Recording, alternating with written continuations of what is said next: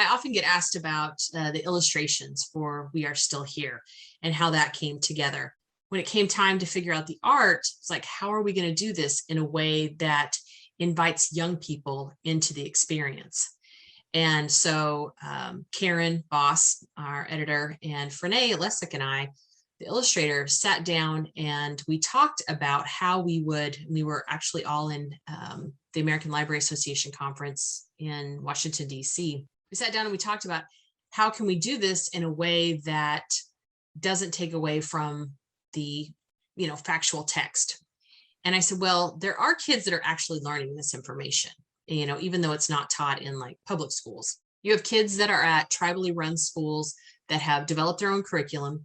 And then there are also chartered schools, public chartered schools that have predominantly Native population. And so they have developed their own curriculums. And that is the students that are learning this. So we talked about situating it at one of those type schools.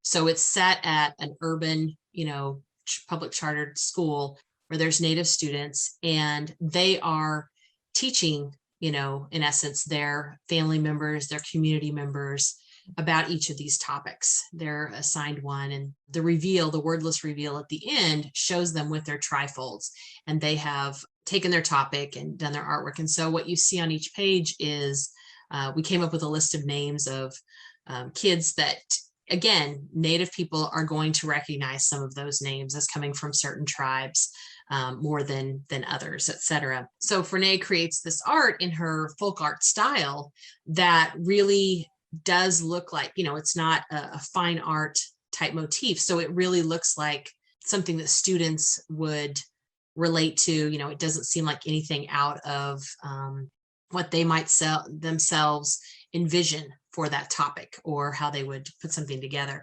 And I just love it.